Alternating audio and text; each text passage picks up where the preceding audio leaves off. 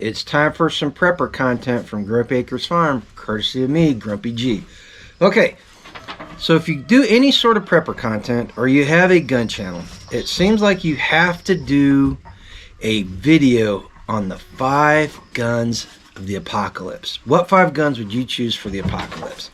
And I thought, since it's Saturday and we do our prepper content on the weekend, that I would do a video about my 5 guns for the apocalypse. So here we go. But before we get into the video, I want to ask you, if you haven't subscribed yet, go ahead and hit that subscribe button. Join our community here. We do content on prepping, homesteading, and everything in between. A little bit of everything, and chances are you'll find something during the week that you enjoy watching. All right, now on to my top 5 guns. Gun number 1. The gun you can afford. That's the gun, that's the first gun of the apocalypse, is the one you can afford. Does you absolutely no good to set your sights on a very expensive firearm that you cannot afford at the moment and you've got nothing on hand. You're better off, in my opinion, buying a lower end gun like a low end AR or a low end pistol or a low end shotgun, and having something on hand while you save up money to buy that gun that you really want, you really feel is what you need. All right, so that's the first gun, the one you can afford. The second gun of the apocalypse is the gun you have ammo for. Does you absolutely no good to buy a firearm and not have any ammo on hand. And a lot of people, whenever they buy a firearm, they do not take into consideration the cost of ammo. Some of these guns that people buy, the ammo is extremely expensive, when a gun in a different caliber will fulfill the same exact role for a lot less money. My advice there is buy a firearm that is in the same caliber as the people around you shoot, people in your group or whatever is easily attainable should something happen and the supply lines are cut. That's my advice on buying that gun that you have ammo for. Third gun of the apocalypse. Third gun of the apocalypse is the gun that fits you.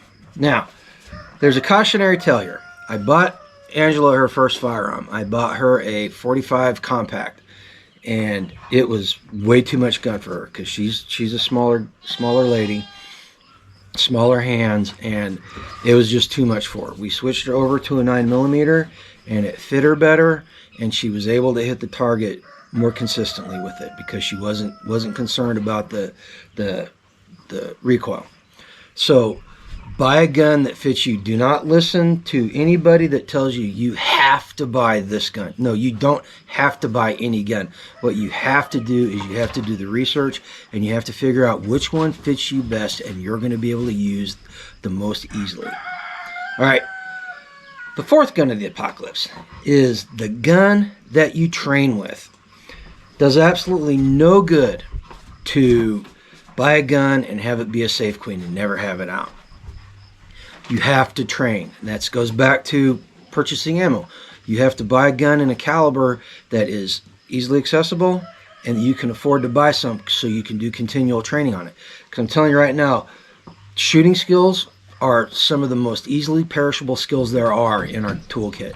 If you do not practice shooting on a regular basis, you will get rusty and you'll get worse and worse over time. And then you'll have to spend all sorts of ammo and time getting back to where you were. So you need to do it constantly. It only takes 20 rounds a month, but it takes 20 rounds a month. Yeah, and I'll share some. I've had a couple of firearms instructors tell me that we started talking about the high point 9mm, and if you don't know what a high point is a very, very low end pistol, and it's not very well made. But both of them, one of them told me that he would have people train on a high point for their marksmanship skills, their pistol skills, because it's such a bad pistol that you have to have marksmanship skills in order to hit the target with it. And the other guy told me flat out, he said he'd rather have somebody by his side that practiced constantly with a high point than somebody that had a high-end pistol that never practiced with it, because the guy with the high point knows how to shoot things and the other guy doesn't. All right. Fifth gun of the apocalypse. This is the big one. The gun you have on hand. This is a call to carry every single day. You should always have a firearm with you. If you're gonna carry a firearm periodically, you should carry it all the time. Anytime you go out, if you're not carrying it, then you're gonna have to use whatever gun is near you. So that goes back to the fourth gun, the gun you train with. So we need to train with the gun constantly to train those marksmanship skills. And we also need to fire other firearms other than our own. We need to go to the range, and we need to if you can rent a gun, rent it. If you know people that shoot, go to the range and swap guns and get used to shooting other people's guns.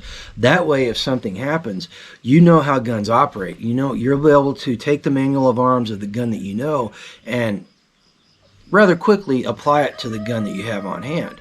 You know, because they all basically work the same. All right. So carry all the time and learn how to do it, because if you don't have it with you and something happens, you're SOL. Okay, look, I know this was a different type of video than what you are used to or what you maybe thought you were getting. If you watched it this far, I appreciate you coming on this journey with me. The point is that anybody can sit there and tell you what guns to buy. They can recommend guns left and right. You don't hear people in these conversations a lot of times talking about these other factors of firearms ownership. And these are things that if you're looking to buy your first gun, or you're buying any gun, that you should think about all the time. It's not just an apocalyptic SHTF thing. It's a firearms ownership thing. And by thinking about these things and doing the things I talked about, you create a culture of firearms ownership with you and then the people that you're around. If you're in a group or anything, you cultivate that culture, and it translates into a whole bunch of different things. All right, so it's something to think about. Okay, I appreciate you watching the video. If you haven't subscribed, go ahead and hit the subscribe button, hit the notification bell so you can know when we put more content out, homesteading related, prepper related, everything in between. Make comments down below. Let me know what you think about this. You can tell me what your top 5 guns are too, because people love hearing about it. So tell us what your top 5 are. If you got anything to add to what I said, go ahead and put it in there. All right. Most importantly, if you're going to get a firearm, you need to go out there and be a conscientious and safety-minded firearms owner, and go pursue a life gun free. Take care.